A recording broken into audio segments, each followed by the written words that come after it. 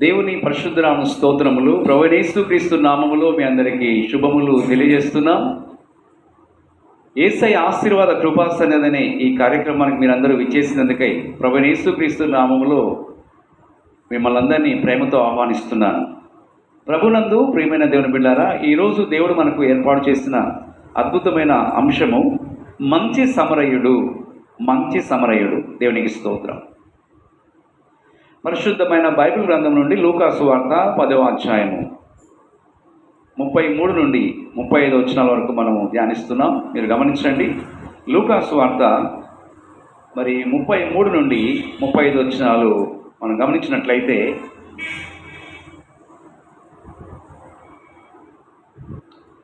అయితే ఒక సమరయుడు ప్రయాణమై పోవచ్చు అతడు పడి ఉన్న చోటికి వచ్చి అతన్ని చూచి అతని మీద జాలిపడి దగ్గరికి పోయి నూనెయు ద్రాక్షరసను పోసి అతని గాయములను కట్టి తన వాహనం మీద ఎక్కించి ఒక పూట కూలివాని ఇంటికి తీసుకుని పోయి అతన్ని పరామర్శించెను.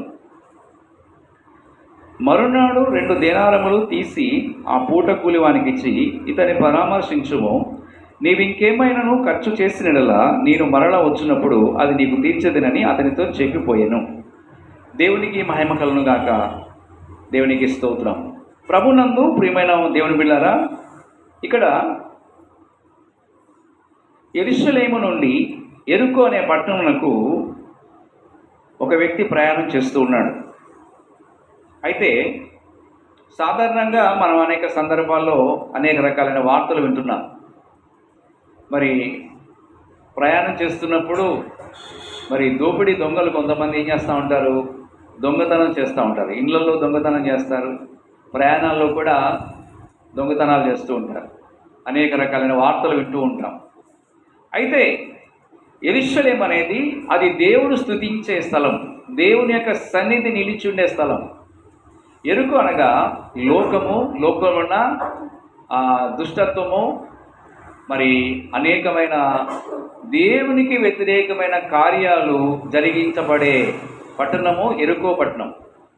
కానీ యెరూషలేము అనే పట్టణము, ఆ పట్టణములో దేవుని యొక్క సన్నిధి ఉంది. అక్కడ దేవుని బిడ్డలు నివాసము చేయ స్థలమై ఉన్నది. దేవునికి స్తోత్రం. అక్కడ దేవుని సేవకులు, అనేక మంది రక్షణ పొందిన విశ్వాసులు యెరూషలేము అనే పట్టణములో ఆరాధన చేయవారిగా ఉన్నారు, దేవుణ్ణి స్తుతించువారిగా ఉన్నారు, దేవుణ్ణి మహింపరచువారిగా ఉన్నారు, దేవుణ్ణి గణపరచువారిగా ఉన్నారు. దేవుని బిడ్డలారా గమనించండి. దేవునికి స్తోత్రం.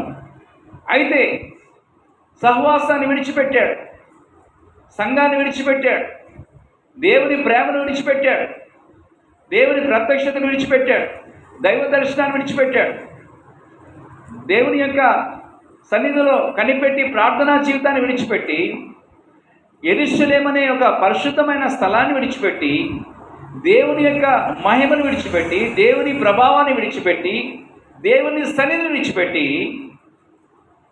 ఎక్కడికి ప్రయాణమయ్యాడండి?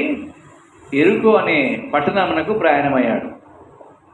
యెరూషలేము అనేది ఒక ఎత్తైన ప్రదేశము. ఈ ఎత్తైన ప్రదేశము దేనికి సూచనగా ఉందంటే ప్రార్థనకు సూచనగా ఉంది. దేవునికి మహిమ కలుగును గాక. దేవునికి స్తోత్రం. అయితే ఆ వ్యక్తి జీవితంలో మనం గమనించాల్సిన సత్యం ఏంటంటే, అతడు యెరూషలేము అనే పట్టణమును విడిచిపెట్టి తన సొంత నిర్ణయం తీసుకొని దేవుని యొక్క బిడ్డలు విడిచిపెట్టి, సహవాసాన్ని విడిచిపెట్టి, దేవుని సన్నిధిని విడిచిపెట్టి, దేవుని భయం లేకుండా, భక్తి లేకుండా, విశ్వాసం లేకుండా తన ఇష్టానుసారముగా నిర్ణయం తీసుకొని ఎక్కడికి బయలుదేరాడు? యెరికో అనే పట్టణానికి బయలుదేరినట్లుగా మనం చూస్తున్నాం. ఆ యెరికో పట్టణమునకు ప్రయాణం వెళ్తున్నప్పుడు ప్రభునందు ప్రియులారా, దేవునికి స్తోత్రం, ఇక్కడ గమనించాల్సిన సత్యం ఏంటంటే, అతని ఏం చేశారంటే దొంగలు అతన్ని కొట్టారు, కొర ప్రాణముతో విడిచిపెట్టినట్లుగా మనం చూస్తున్నాం. అతని బట్టలు దోచుకున్నారు, అతని దగ్గర కూడా డబ్బును కూడా దోచుకున్నారు. రక్తసిక్తంగా పడిపోయి ఉన్నాడు. ఆ దొంగలు ఏం చేశారంటే ఆ వ్యక్తిని కొట్టేశారు. అతని దగ్గరున్న అంతా దోచుకొని రోడ్డు మీద పడేసేసి వెళ్ళిపోయారు. వెళ్ళిపోతే దేవుని బిడ్డలారా గమనించండి ఏమి జరిగింది. మొట్టమొదట ఒక వ్యక్తి దేవునికి స్తోత్రం. యాజకుడనే ఒక ఆయన ఆ దారిన వెళ్తూ ఉన్నాడు, కానీ కొర ప్రాణముతో మూలుగుతున్న వ్యక్తి, గాయాలతో బాధపడుతున్న వ్యక్తి, రక్తము కారుతున్న బాధపడుతున్న వ్యక్తిని చూశాడు, కానీ ఎటువంటి హెల్ప్ చేయలేదు, అంటే ఎటువంటి సహాయము చేయలేదు. చూసి వెళ్ళిపోయాడు, నాకెందుకులే అనేసి. అయితే రెండో వ్యక్తి అదే దారిన వెళ్తున్నాడు. అతను లేవీయుడు. చూశాడు, చూసి జాలి పడలేదు, సహాయం చేయలేదు. రక్తం కారుతా ఉంది, మూలుగుతూ ఉన్నాడు, లేవని స్థితిలో ఉన్నాడు. ఎందుకంటే దొంగలు అతన్ని గట్టిగా కొట్టేశారు. దేవుని బిడ్డలారా గమనించండి, రోడ్డు మీద పడిపోయి ఉన్నాడు. లేవీయుడు అనే వ్యక్తి చూశాడు, కానీ ఎటువంటి సహాయం చేయలేదు, ఎటువంటి హెల్ప్ చేయలేదు, చూసుకుంటూ వెళ్ళిపోయాడు. అయితే దేవుని బిడ్డలారా, ఒక సమరయుడు ప్రయాణమైపోవచ్చు అతడు పడి ఉన్న చోటికి వచ్చినట్లుగా మనం చూస్తున్నాం. దేవునికి స్తోత్రం. మనము కూడా ఒక ప్రయాణంలో ఉన్నాం. ఈ ఆత్మీయ ప్రయాణంలో, విశ్వాస జీవితంలో కొన్ని సందర్భాల్లో అపవాది సంబంధులు అనేక రకాలుగా బాధలు పెడుతూ ఉంటారు. దేవునికి స్తోత్రం. అయితే ఈ వ్యక్తి యొక్క జీవితంలో చూసినట్లయితే చాలా బాధలో ఉన్నాడు, మూలుగుతూ ఉన్నాడు. ఎవరైనా నాకు సహాయం చేస్తే బాగుండు, ఎవరైనా నాకు సహాయం చేస్తే బాగుండు అనేసి లోపల ఆలోచన చేస్తుంటే ఒక మంచి సమరయుడు ప్రయాణం అయిపోవచ్చు అతడు పడి ఉన్న చోటికి వచ్చినట్లుగా మనం చూస్తున్నాం. పడిన చోటికి వచ్చి అతన్ని చూచి అతని మీద జాలి పడి ఉన్నాడు. దేవునికి స్తోత్రం. ప్రభునందు ప్రియులారా, ఈ లోకములో అనేక సందర్భాల్లో అనేక రకాలుగా మనం హింసించబడుతూ ఉంటాం, మాటలతో హింసించబడుతుంటాం. సాతాను సంబంధమైన మనుషులు ఈ లోకములో అనేక రకాలుగా మనల్ని హింసిస్తూ ఉంటారు, అనేక రకాలుగా బాధలు పెడుతూ ఉంటారు. అయితే ఈ కృపాకాలములో ఎంత దినాల్లో ప్రభువైన యేసుక్రీస్తు మనల్ని ప్రేమిస్తూ ఉన్నాడు. దేవునికి స్తోత్రం. సహవాసం విడిచిపెట్టకూడదు. యెరూషలేము అనే పట్టణము అది దేవుడు నివసించే స్థలము. ఎక్కడ దేవుని యొక్క సన్నిధి ఉంటుందో, ఎక్కడ పాటలు ఉంటాయో, ఎక్కడ ప్రార్థన ఉంటుందో, ఎక్కడ ఆరాధన ఉంటుందో, ఎక్కడ వాక్యము ఉపదేశము వినిపించబడుతుందో అక్కడ దేవుని యొక్క సన్నిధి వస్తుంది. దేవుడు ఆత్మ కనుక ఆయన ఆరాధించువారు ఆత్మతో సత్యముతో ఆరాధించవాలని వాక్యం సెలవిస్తుంది. హల్లెలూయా. అంత గొప్ప దేవుని ప్రేమను విడిచిపెట్టాడు, సహవాసాన్ని విడిచిపెట్టాడు, సంఘాన్ని విడిచిపెట్టాడు. ఎరుకు అనే లోకమనే పట్టణంలోనికి దిగి వెళుచూ ఉన్నాడు. అందుకనే అతనికి జీవితంలో ఏం జరిగింది? నష్టం జరిగింది, దెబ్బతిన్నాడు, కొర ప్రాణంతో ఉన్నాడు. అయితే జాలి కలిగిన మంచి సమరయుడు అతన్ని చూసినట్లుగా మనము గమనిస్తున్నాం, అతని మీద జాలి పడినట్లుగా మనం చూస్తున్నాం. ఇప్పుడు ప్రస్తుత కాలంలో యేసుక్రీస్తు ప్రభువారు ఆయన మన యెడల జాలి కలిగి ఉన్నాడు, ఆయన మన యెడల ప్రేమ కలిగి ఉన్నాడు. ఆయన మనకు సహాయం చేయటానికి, కష్టంలో ఉంటే, బాధలో ఉంటే, శ్రమలో ఉంటే ఆయన మనకు సహాయం చేయటానికి ఆయన మనకు సిద్ధముగా ఉన్నాడు. దేవునికి స్తోత్రం కలుగుగాక. అయితే ఆ పడి ఉన్న వ్యక్తి దగ్గరికి వచ్చి సమరయుడు అతన్ని చూసి అతని మీద జాలిపడి దగ్గరికి పోయి నూనెయు ద్రాక్షరసను పోసి అతని గాయములు కట్టినట్లుగా మనం చూస్తున్నాం. దేవునికి స్తోత్రం. జాలి పడి ఉన్నాడు. మన ప్రభువు కూడా ఆయన జాలి పడే దేవుడు. గుండె చెదిరిన వారిని బాగు చేయవాడును నేనే, వారి గాయములు కట్టువాడు నేనే. మనం ఏ స్థితిలో ఉన్నా సరే, ఏ పరిస్థితిలో ఉన్నా సరే, మన ఎడల ప్రభువైన యేసుక్రీస్తు వారు ఆయన జాలి పడుతున్నాడు. ఆయన ప్రేమ గల దేవుడు. ఆయన కనికరము, ఆయన ప్రేమ, ఆయన ఇచ్చే క్షమాపణ, ఆ ప్రభువారిచ్చే స్వస్థత, ప్రభువారిచ్చే ఐశ్వర్యము, ప్రభువారిచ్చే సమాధానము, ప్రభువారిచ్చే ఆరోగ్యము ఎంతో విలువైనది, ఎంతో ఘనమైనది. అయితే అతని గాయములు కట్టి తన వాహనం మీద ఎక్కించి ఒక పూట కూలివారింటికి తీసుకొని వెళ్ళినట్లుగా మనం చూస్తున్నాం. Praise the lord. హల్లెలూయా. ప్రభునందు ప్రియులారా, దేవునికి స్తోత్రం. ఇక్కడ దేవుని యొక్క మాటలు మనం గమనించినట్లయితే దేవుని యొక్క ఉన్నతమైన ఉద్దేశం ఏంటంటే మనమందరము దేవుని సన్నిధిలో యెరూషలేము అనే పట్టణములో నిలిచి ఉండాలని దేవుని యొక్క ఉద్దేశమైనది. అయితే ఎరుక అంటే ఏంటండి? శాపగ్రస్తమైన లోకం. ఈ లోకములో ఉన్న ఈ పాపిష్టి లోకంలో ఎన్నో దేవునికి వ్యతిరేకమైన కార్యాలు జరుగుతున్నాయి. దేవునికి వ్యతిరేకమైన క్రియల్లో కొంతమంది జీవిస్తున్నారు. కనుక ఎరుకు అనే ఈ పాపిష్టి లోకములో, ఈ శాపగ్రస్తమైన లోకముల వైపు మనము వెళ్ళకూడదు, అటు ప్రయాణం చేయకూడదు. దేవునికి స్తోత్రం. ఈ దినాల్లో మన జీవితంలో దేవుని బిడ్డలారా, అపవాది కూడా మనల్ని ఏం చేస్తున్నాడు? అనేక రకాలుగా అపవాది సంబంధులు, అంటే దేవునికి వ్యతిరేకంగా జీవించేవారు ఎలా ఉంటారంటే దేవుని చిత్తములో నిలిచి ఉండరు, సంఘములో నిలిచి ఉండరు. ఏంటండి? ప్రార్థనలో నిలిచి ఉండరు, సహవాసం నిలిచి ఉండకపోవడం వలన అపవాది సాతాను ఏం చేస్తున్నాడు? వారిని నష్టపరుస్తూ ఉన్నాడు. దేవునికి స్తోత్రం. అయితే మంచి సమరుడైన యేసు క్రీస్తు ప్రభువారు ఈ దినమున మన జాలిపడి మన గాయములు కట్టడానికి ఆయన ద్రాక్షారసమును నూనెతో పోసి పరామర్శిస్తున్నాడు. దేవునికి స్తోత్రం. దేవుని పిల్లరా, ఇక్కడ గమనించినట్లయితే మంచి సమరయుడు మనకు గొప్ప ఆదరణగా మాట్లాడుచున్నాడు. మంచి సమరుడైన యేసు ప్రభువారు మన గాయములను చూచున్నాడు. దేవునికి స్తోత్రం. మన స్థితిని మార్చడానికి, మన పరిస్థితిని మార్చడానికి, అంటే మన యొక్క వ్యక్తిగత జీవితంలో, కుటుంబ జీవితంలో, సంఘ జీవితంలో, సమాజంలో మనకున్న బాధల నుండి ప్రభు మనల్ని విడిపించి ఆయన మహిమ కొరకు నిలబెట్టడానికే ప్రభు మనల్ని చూస్తున్నాడు. జాలిగలిగిన ప్రభు మన గాయములు కట్టడానికి ఆయన సిద్ధంగా ఉన్నాడు. దేవునికి స్తోత్రం. మరి సాతాను యొక్క క్రియలను బట్టి కొంతమంది ఏమైపోతున్నారు? కొట్టబడుతున్నారు, హింసించబడుతున్నారు. మానసికంగా, శారీరకంగా, ఆత్మీయంగా దిగజారిపోయి దేవుని ప్రేమలో నిలిచి ఉండకుండా, దేవుని కృపలో నిలిచి ఉండకుండా దేవునికి దూరమైన స్థితిలో కొంతమంది కనబడుతున్నారు. వారి వలె మనం జీవించకుండా నిజమైన సంతోషం, సమాధానం మన జీవితంలో ప్రభు ఆయన ఇవ్వనై ఉన్నారు. దేవునికి స్తోత్రం. ప్రభు నందు పిల్లరా, మనం ఏ స్థితిలో ఉన్నా సరే మన యొక్క గాయములు, మన దుఃఖము, మన నిట్టూర్పు, మన బాధల నుండి ప్రభు ఆయన మనల్ని విడిపించి మంచి సమరుడైన యేసు క్రీస్తు ప్రభువారు మన జీవితంలో గాయపడిన హృదయములు, అంటే ద్రాక్షారసము పోయినప్పుడు, అవును, ద్రాక్షారసం తాగుతుంటే ఎంతో సంతోషంగా ఉంటుంది. అదేవిధముగా మన హృదయములో ఉన్న దుఃఖమును, నిట్టూర్పును, కన్నీటిని తీసివేసి సంతోషం కలిగిన జీవితాన్ని ప్రభు అనుగ్రహిస్తున్నాడు. దేవునికి స్తోత్రం.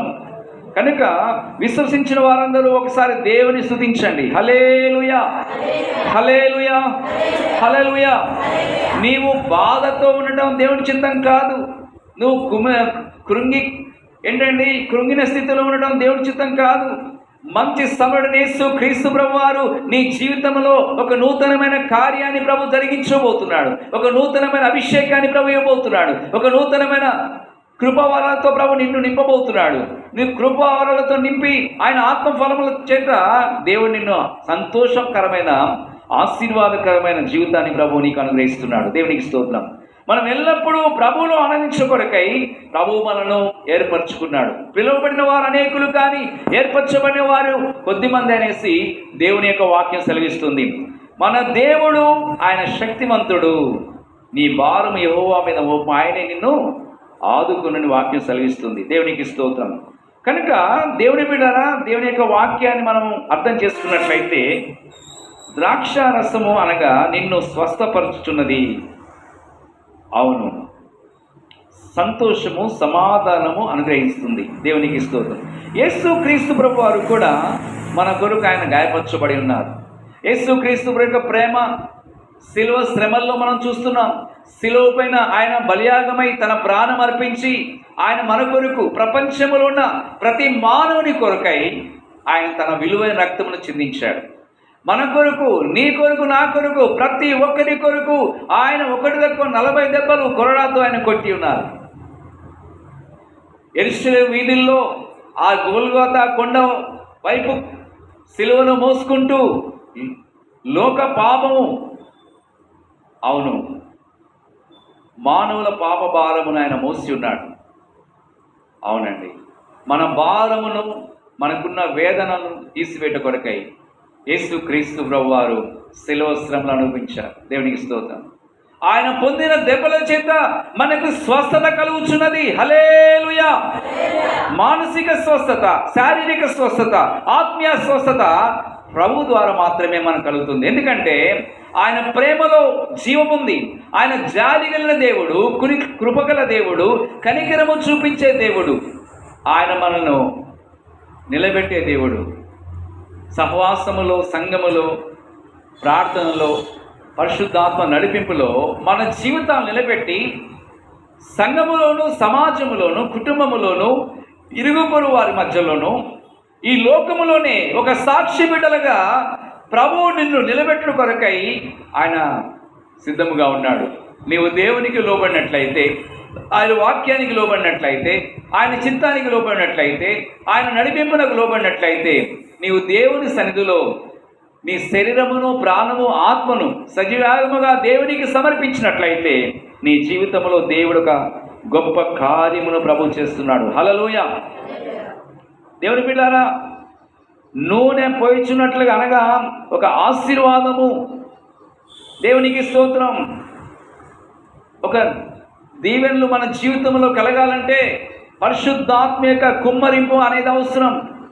ఎందరూ దేవుని ఆత్మచేత నడిపించబడతారో వారు దేవుని కుమారులై ఉన్నారు. ఎక్కడ దేవుని యొక్క ఆత్మ ఉంటుందో అక్కడ స్వాతంత్రం ఉంటుంది. హల్లెలూయా. పరిశుద్ధాత్మ యొక్క నడిపింపు అనేది ప్రతి విశ్వాసికి చాలా ప్రాముఖ్యమైనది. మన అనుదిన జీవితంలో, అనుదిన ఆత్మీయ ప్రయాణంలో ఉన్న మనము ఎప్పుడూ కూడా ప్రభువు పైన ఆధారపడి మనం జీవించాలి. దేవునికి స్తోత్రం. కనుక మన జీవితంలో ఒక నూతనమైన కార్యమును ఆయన చేస్తూ ఉన్నాడు. కీర్తన గ్రంథము మీరు గమనించండి. 104వ కీర్తన 15వ వచనం మనం చదువుకుంటున్నాం. 104వ కీర్తన 15వ వచనం. అందుమూలమున భూమిలో నుండి ఆహారమును, నల్ల హృదయమును సంతోషపెట్టు ద్రాక్షారసమును, వారి ముఖములకు మెరుగునిచ్చు తైలమును, నరుల హృదయమును బలపరచు ఆహారమును ఆయన పుట్టించుచున్నాడు. హల్లెలూయా. ఎంత అద్భుతమైన వాక్యము దేవుడు మనకి ఇచ్చాడండి. నరుని హృదయమును సంతోషపెట్టు ద్రాక్షారసం. దేవునికి స్తోత్రం. సంతోషకరమైన జీవితం. ఎన్ని బాధలున్నా, ఎన్ని కష్టాలున్నా అన్ని దేవునికి అప్పచెప్పి ప్రశాంతంగా జీవించాలి. దేవునికి స్తోత్రం. మనం చింతించడం వలన ఏమీ ప్రయోజనం లేదు. ఆయన మన గురించి చింతిస్తున్నాడు కనుక మీ చింత యావత్తు ఆయన మీద వేయండి. నీ పర్సనల్ లైఫ్లో, నీ వ్యక్తిగత జీవితంలో, కుటుంబ జీవితంలో, మరి మీ పిల్లల జీవితాల్లో ఏదైనా సరే, ఏ అవసరతైనా సరే దేవుని సన్నిధిలో అప్పగించుకొని జీవించాలి. దేవుని యొక్క వాక్యములో ఇక్కడ గమనించినట్లయితే ప్రభునందు ప్రియులారా, అందుమూలన భూమిలో నుండి ఆహారమును, నల్ల హృదయమును సంతోషపెట్టు ద్రాక్షారసం. దేవునికి స్తోత్రం. భూమిలో నుండి ఎన్ని రకాల పంటలు పండుతుంటాయండి, ఎన్ని రకాల కూరగాయలు, ఎన్ని రకాల ఫ్రూట్స్. ఏంటండి, ఇదే భూమిలో ఏంటండి పెట్రోల్ వస్తుంది, ఇదే భూమిలో కిరోసిన్, ఇదే భూమిలో డీజిల్, ఇదే భూమిలో మంచినీళ్ళు వస్తున్నాయి, ఇదే భూమిలో ఉప్పు నీళ్ళు, ఇదే భూమిలో నుండి ఖనిజ సంపద, బంగారపు గనులు ఉన్నాయి, బొగ్గు గనులు ఉన్నాయి. ఏంటండి, రకరకాల ఖనిజ సంపద. ఇదే భూమిలో ఏంటండి మార్బుల్ స్టోన్స్ ఇళ్ళల్లో వేస్తారు కదా, నునుపైన అందమైన తెల్లటి రాళ్ళు, రకరకాల కలర్స్తో దేవుడు ఎంత సృష్టించాడు. దేవునికి స్తోత్రం. అయితే మనం సంతోషంగా జీవించడానికి, ఆశీర్వాదకరంగా జీవించడానికి దేవుడు ద్రాక్షారసమును, నూనెను మనకి ఇచ్చి ఉన్నాడు. దేవునికి స్తోత్రం. అవును, ద్రాక్షారసము వలన మన హృదయము సంతోషపడుతుంది. రెండవది ఏంటండి, వారి ముఖములకు మెరుగునిచ్చు తైలమును, నరుల హృదయమును బలపరచు ఆహారము ఆయన పుట్టించి ఉన్నాడు. దేవునికి స్తోత్రం. ఎవరైతే దేవుని సన్నిధిని ప్రేమిస్తున్నారో, ఎవరైతే దేవుని వాక్యాన్ని ప్రేమిస్తున్నారో, ఎవరైతే దేవుని చిత్తములు నడుస్తున్నారో వారి జీవితాల్లో దేవుడు ఒక నూతనమైన కార్యాన్ని ప్రభు చేస్తున్నాడు. నీ తోడి వారి కంటే నీవు నీతిని ప్రేమించితివి, దుర్నీతిని ద్వేషించితివి కనుక నీ తోడి వారి కంటే నిన్ను ఆనంద తైలముతో నిన్ను అభిషేకిస్తున్నానని హెబ్రీయులకు రాసిన పత్రిక 1:9 మనం చూస్తున్నాం. ప్రభునందు ప్రియులారా, మన హృదయాలు సంతోషంగా ఉండాలని, ఉజ్జీవంగా ఉండాలని, మన కుటుంబ ప్రార్థన చేయడం ద్వారా, మన జీవితంలో పాటలు పాడటం ద్వారా, మన జీవితంలో ఉపవాస ప్రార్థన చేయడం ద్వారా, మన జీవితంలో దేవుని వాక్యానికి, దేవుని సన్నిధికి, దేవుని యొక్క సన్నిధిలో, దేవుని చిత్తములో జీవించడం ద్వారా గొప్ప ఆశీర్వాదాన్ని మనము కలిగి ఉంటున్నాం. దేవునికి స్తోత్రం. కనుక దేవుని యొక్క సన్నిధి ఎంతో విలువైనది, ఎంతో ఆశీర్వాదకరమైనది. కాబట్టి ఇక్కడ వాక్యంలో మనం చూసినట్లయితే ఈ యొక్క వ్యక్తిని గురించి పరిశుద్ధాత్మ దేవుడు మనతో మాట్లాడుచున్నాడు. దేవునికి స్తోత్రం. మంచి సమరైన యేసుక్రీస్తు ప్రభు వారు ఏం చేశారు? మన జీవితాలను ఆయన సన్నిధిలో, ఆయన కృపలో నిలబెట్టాలని దేవుని యొక్క ఉన్నతమైన ఉద్దేశం.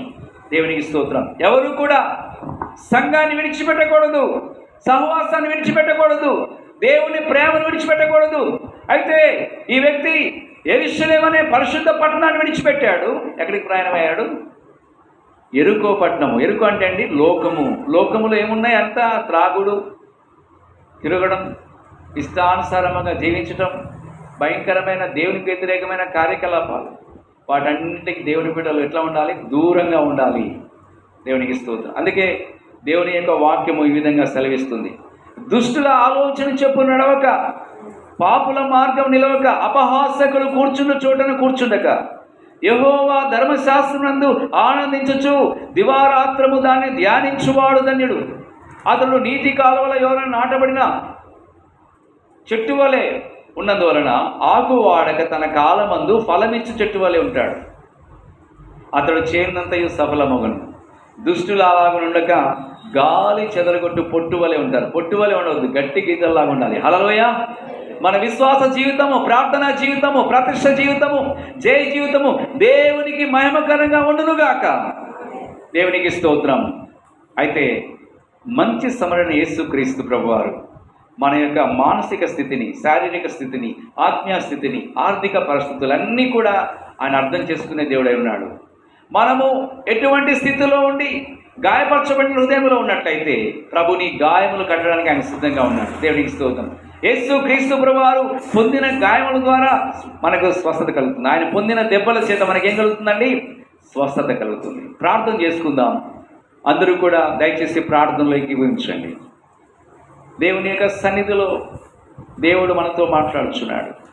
అవును, మనం పూర్ణ హృదయముతోనూ, పూర్ణ ఆత్మతోనూ, పూర్ణ వివేకముతోనూ, పూర్ణ బలముతో ప్రభుని ప్రేమించాలి. నిన్ను వల్ల నీ పొరుగువాని ప్రేమించమని వాక్యం సెలవిస్తుంది. నీ యొక్క జీవితం చాలా విలువైనది, నీ ఆత్మ చాలా విలువైనది. దేవుడు మనకిస్తున్న ఆయుష్, దేవుడు మనకిచ్చిన ప్రతి పరిస్థితిని బట్టి మనము ప్రభుని మహింపరిచే విధంగా ఉండాలి. ఎవరైతే సహవాసాన్ని విడిచిపెడతారో, సంఘాన్ని విడిచిపెడతారో, దేవుని ప్రేమను విడిచిపెడతారో, దేవుని వాక్యాన్ని విడిచిపెడతారో వారు నష్టపోతారు. అయితే ఆ వ్యక్తి జీవితంలో మనం గమనిస్తున్నాం. యెరూషలేము అనే పరిశుద్ధ స్థలాన్ని విడిచిపెట్టాడు. అయితే ఆ యొక్క యెరికో పట్టణము ప్రయాణం వెళ్తున్నప్పుడు దొంగల చేతిలో చిక్కినందువలన వస్త్రము దోచుకున్నారు, తన దగ్గర ఉన్నదంతా దోచుకున్నారు, కొట్టారు, ఆయనని హింసించారు. కొర ప్రాణముతో మూలుగుతున్నప్పుడు, దేవుని బిడ్డలారా గమనించండి, కొర ప్రాణముతో మూలుగుచున్నప్పుడు, మొరపెడుచున్నప్పుడు యాజకుడు ఆ దారిని చూసి వెళ్ళాడు, లేవీయుడు కూడా ఆ దారిని చూసి వెళ్ళాడు. కానీ సమరయుడు, మంచి సమరయుడు ఆయన మీద జాలిపడి, కనికరపడి ఆయన గాయములు కట్టి ద్రాక్షరసము నూనెను పోసినట్లుగా మనం చూస్తున్నాం, ఇచ్చినట్లుగా మనం చూస్తున్నాం. పూట కూలి వాణిళ్ళు అంటే సంఘము, 2 దేనారములు అంటే ప్రియులారా దేవునికి స్తోత్రం. పాత నిబంధన గ్రంథము, క్రొత్త నిబంధన గ్రంథం. మనుషుల రొట్టె వల్ల మాత్రము కాదు, కానీ దేవుని నోట్లొచ్చు ప్రతి మాట వల్ల జీవించిన వాగ్దానం ఈ దినమున పరిశుద్ధాత్మ దేవుడు మనతో మాట్లాడుచున్నాడు. ప్రభా, నా జీవితంలో ఎదురవుతున్న ప్రతి శోధన, ప్రతి కీడు, ప్రతి గాయము, ప్రతి విధమైన పరిస్థితుల నుంచి నన్ను విడిపించు. ప్రభా, నీవు ప్రేమగల దేవుడై ఉన్నావు. నా మీద జాలి చూపిస్తున్నందుకు స్తోత్రం. అయా, మీరు జాలి చూపించి నా మీద కనికరము కలిగి ఉన్నందుకు స్తోత్రం. నన్ను బలపరచు నాయన, నా కుటుంబమును నన్ను బలపరచు. దేవా, నీవు నాకు ఇచ్చిన సంతానాన్ని నీ మహిమ కొరకు నిలబెట్టుకో. సంఘములో, సహవాసములో, మీ ప్రేమలోను, విశ్వాసములో, పరిశుద్ధాత్మ నడిపింపులో నేను నిలిచుంటే కృప దయచేయండి. ప్రభా నీ పరిశుద్ధ రక్తముతో నన్ను కడుగు ప్రభా, నన్ను పవిత్రపరచు. ప్రార్థన చేసుకుందాం.